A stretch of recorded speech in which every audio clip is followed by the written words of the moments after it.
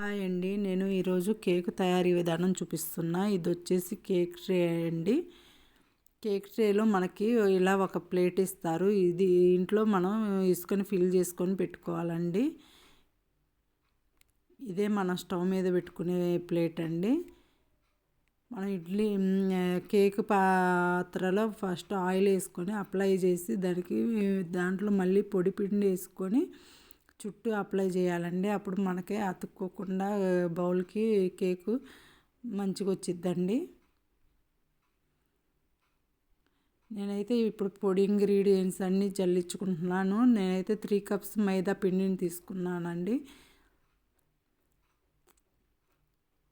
ఎంత ప్యాకెట్ పిండి అయినా సరే మనం కంపల్సరీ 3 to 4 టైమ్స్ అయితే జల్లించుకొని ఉంటే పొడి పొడిగా బాగా ఉండిద్దండి మంచిగా పిండి.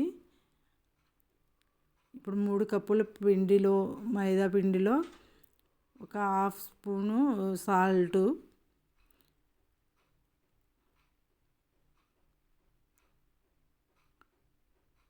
ఒక పావు స్పూన్ వచ్చేసి బేకింగ్ పౌడరు, ఒక పావు స్పూన్ వచ్చేసి బేకింగ్ సోడా అండి. అదే సోడా ఉప్పు అంటారు కదా, మాకు ఇడ్లీ వాటిలలో వేసుకుంటారు కదా, పునుగులలో వేసుకుంటారు కదా కొంతమంది, అదండి. అదే మొత్తం 3 వేసా అండి పిండిలో. మొత్తం ఒకసారి జల్లించుకుంటున్నాను. ఒక 3 to 4 టైమ్స్ జల్లించా అండి నేనైతే. ఈ జల్లించిన పిండిని పక్కన పెట్టేసుకొని మనం ఇప్పుడు మొత్తం లిక్విడ్ కలుపుకుందామండి. ఒక హాఫ్ కప్ అయితే నేను ఆయిల్ తీసుకున్నా అండి. అది సన్ఫ్లవర్ ఆయిల్ నేను తీసుకున్నది. అయితే ఒక హాఫ్ కప్పు పాలు తీసుకున్నా అండి. కాగబెట్టి చల్లార్చిన పాలండి ఇవి. ఇవి వచ్చేసి 3 కప్స్కి నేను 8 ఎగ్స్ వేసుకున్నా అండి. ఎగ్స్ వైట్ అంతా సపరేట్ చేశాను నేను. ఎగ్స్ వైట్ సపరేట్గా, ఎగ్ ఎల్లో సపరేట్గా చేశాను. ఫస్ట్ ఎగ్ వైట్ని మనం బీటర్తో చేసుకున్నాక తర్వాత ఎల్లో వేసి కలుపుకోవాలండి. మనకి ఫ్లేవర్ కోసం వెనిలా వేస్తున్నా అండి. ఇది వచ్చేసి వెనిలా ఎసెన్స్ మార్కెట్లో అవైలబుల్గా ఉంటాయండి మనకి. ఇదే బేకింగ్ పౌడర్ అండి. నేను ఇందాక వేసాను, ఒక పావు స్పూన్ వేసా అండి. ఇప్పుడు ఇది షుగర్ తీసుకుందామండి. ఒక కప్పుకి హాఫ్ కప్పు షుగర్ అండి. 3 కప్స్కి వచ్చేసి 1.5 కప్పు షుగర్ వేసాను నేను. సరిపోయిద్దండి, లైట్గానే ఉండిద్ది. బాగా స్వీట్గా అయితే మనకి ఎక్కువ తినబుద్ది కాదు కదండి, అందుకనేసి 1.5 కప్పు షుగర్ అయితే సరిపోయిద్ది 3 కప్స్కి. ఇప్పుడు వచ్చేసి బీటర్తో ఎగ్ వైట్ని మంచిగా నురుగు వచ్చేలాగా ఫోమ్ లాగా ఫామ్ అవ్వాలండి. 1 to 2 minutes అయితే నేను మధ్య మధ్యలో ఆపుకుంటా చేశాను బీటర్తో. ఇలా వైట్గా వచ్చినప్పుడు మనం షుగర్ యాడ్ చేసుకోవాలండి. ఫోమ్ లాగా వచ్చినప్పుడు మనం షుగర్ యాడ్ చేసుకోవాలి. షుగర్ని పౌడర్ పట్టైనా వేసుకోవచ్చు, లేదంటే డైరెక్ట్గా కూడా వేసుకోవచ్చు అండి. నేనైతే డైరెక్ట్గానే వేసాను. 1.5 కప్పు షుగర్ ఒకేసారి వేయలేదండి. హాఫ్ కప్పు ఒకసారి, హాఫ్ కప్పు ఒకసారి, అలా 3 టైమ్స్ వేసాను. తర్వాత ఎగ్ ఎల్లో కూడా వేసి బీటర్తో మొత్తం కలిపానండి.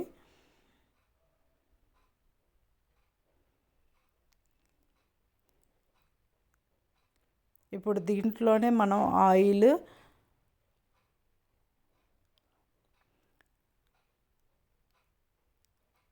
వేసాక కూడా నేను ఒకసారి కలిపాను. ఏ ఇంగ్రీడియంట్ వేసినా ప్రతిసారి కలుపుతూ చేశానండి, అందుకే షుగర్ కరిగిపోయింది. తర్వాత పాలు పోసుకున్నాను, హాఫ్ కప్పు పాలు. తర్వాత పొడి పిండి కూడా వేసుకొని బీటర్తో ఒకసారి కలిపండి. ఈ పొడి పిండి వేసుకున్నప్పుడు బీటర్తో అవసరం లేదండి, స్పాచులా లాగా కానీ ఏదన్నా స్పూన్ కానీ ఉంటే వన్ డైరెక్షన్లో కలుపుకొని చేయొచ్చండి. నేను మళ్ళీ థింగ్స్ వాడటం ఎందుకనేసి బీటర్తోనే కలుపుతున్నాను ఇక్కడ.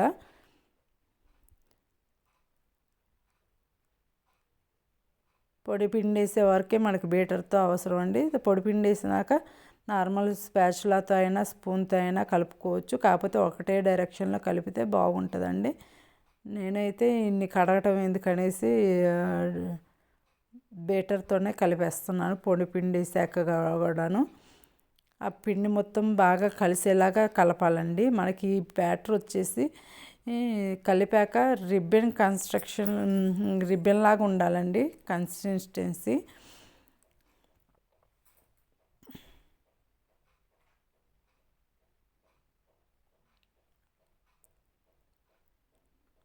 ఉండలు లేకుండా చూసుకుంటూ కలుపుకోవాలి.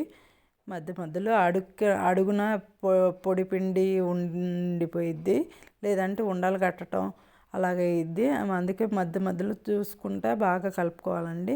ఇప్పుడు స్టవ్ ఆన్ చేసి స్టవ్ మీద ఇసుక పోసుకున్న ప్లేట్ పెట్టాలండి.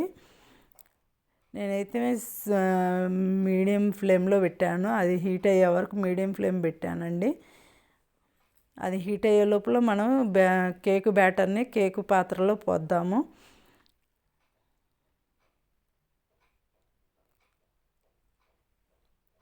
చూశారు కదండి ఎలా ఉందో. మరీ జారుగా ఉండకూడదు, అలా అని గట్టిగా కూడా ఉండకూడదని ఇలా రిబ్బన్ లాగా ఉండాలి.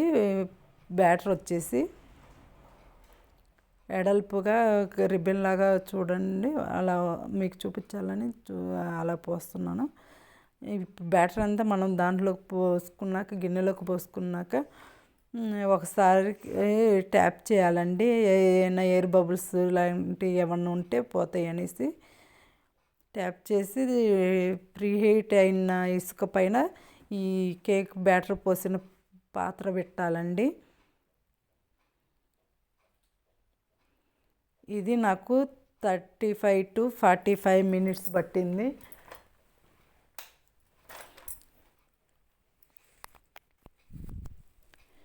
ఫార్టీ 45 మినిట్స్ తర్వాత ఒకసారి మూత తీసి ఇలా టూత్పిక్ కుచ్చి చూడాలండి.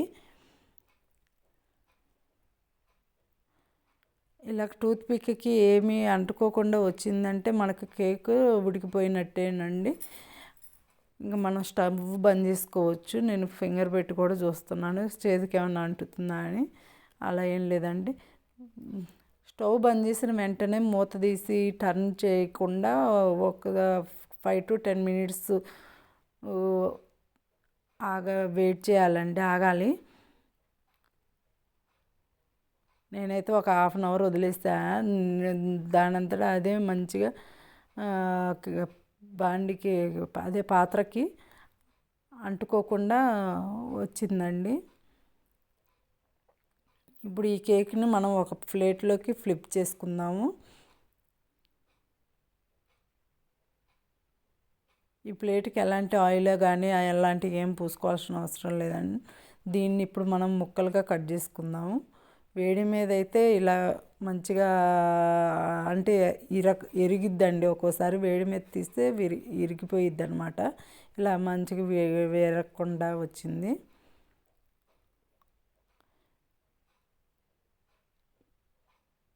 ఇలా పీసెస్ కట్ చేసుకున్న దాన్ని మనం ఎయిర్ టైటర్ కంటైనర్లో పెట్టుకొని స్టోర్ చేసుకోవచ్చండి 5 days వరకు.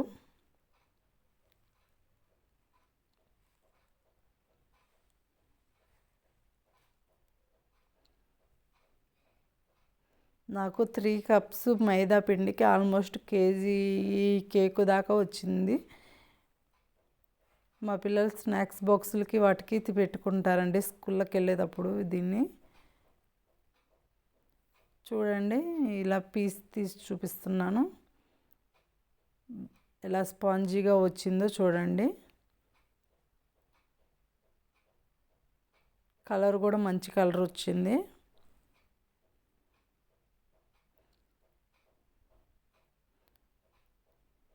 అంతే అండి, మన కేక్ రెడీ అయినట్టే.